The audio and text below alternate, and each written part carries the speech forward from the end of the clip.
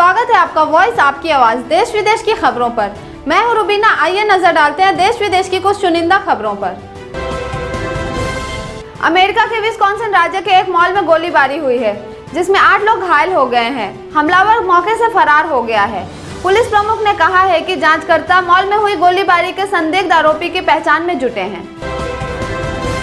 Donald Trump के बड़े बेटे डोनाल्ड ट्रंप जूनियर कोरोना संक्रमित पाए गए हैं। इसकी जानकारी उनके प्रवक्ता ने दी है। इससे पहले डोनाल्ड ट्रंप और उनकी पत्नी मेलानिया भी कोरोना संक्रमित पाए गए थे। साथ ही इससे पहले उनके छोटे बेटे बैरन को भी कोरोना हो गया था। उत्तर प्रदेश की राजधानी लखनऊ में समाजवादी पार्टी के एमएलसी फ्लैट में शुक्रवार देर रात एक युवक की गोली मारकर हत्या करने का मामला सामने आया है। मौके पर पहुंची पुलिस ने शव को कब्जे में लेकर जांच शुरू कर दी है। पुलिस ने सपा एमएलसी के भाई समेत 4 लोगों को हिरासत में ले लिया है। गुजरात के पाटड़ी में एक कार और ट्रक के बीच भीषण टक्कर हो गई। हादसे में 7 लोगों की मौके पर ही मौत हो गई। सुरेंद्रनगर जिले के डिप्टी एसपी ने इसकी जानकारी दी है। उत्तर प्रदेश की राजधानी लखनऊ में शुक्रवार देर रात पुलिस और बदमाश में मुठभेड़ हो गई। मुठभेड़ में गोली लगने से 2 बदमाश घायल हो गए। पुलिस ने मुठभेड़ में 7 बदमाशों को गिरफ्तार किया। घायल बदमाशों को इलाज के लिए अस्पताल में भर्ती कराया गया है। अमेरिका के नवनिर्वाचित राष्ट्रपति जो बाइडेन ने एक और भारतीय अमेरिकी को अपनी टीम में अहम स्थान दिया है। उन्होंने अपनी पत्नी जिल बाइडेन के लिए भारतीय अमेरिकी माला अडिगा को नीति निदेशक नियुक्त किया है। 2008 में पूर्व राष्ट्रपति बराक ओबामा के अभियान में भी अडिगा काम कर चुकी है। उत्तर प्रदेश के अंबेडकर नगर में बीती रात आलू लदे ट्रक और गिट्टी लदे ट्रैक्टर ट्रॉली में टक्कर हो गई। वाहन के नीचे दबने से ट्रक चालक और ट्रैक्टर में सवार मजदूर की घटनास्थल पर ही मौत हो गई, जबकि दोनों वाहनों में सवार 2 लोग गंभीर रूप से घायल हो गए। पंजाब के किसानों के आंदोलन का अब सीधा असर खेती पर पड़ने लगा है। खेती बाड़ी में लगे किसानों को खाद नहीं मिल पा रहे हैं। खासकर यूरिया की भारी किल्लत हो गई है, जिसके कारण इसकी कालाबाजारी भी शुरू हो गई है। दक्षिण दिल्ली स्थित न्यू फ्रेंड्स कॉलोनी इलाके में शनिवार सुबह 3 बजे यूपी रोडवेज की बस अनियंत्रित होकर पेड़ से टकरा गई।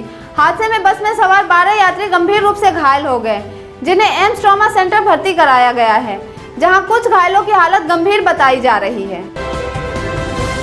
खूंखार आतंकी संगठन अल-कायदा के प्रमुख अल जवाहिरीन की अफगानिस्तान में मौत हो गई।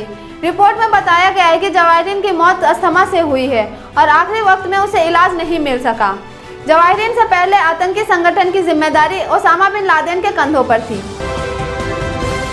उत्तर प्रदेश के बांदा में शुक्रवार देर रात करीब 11 बजे ट्रिपल मर्डर से सनसनी फैल गई।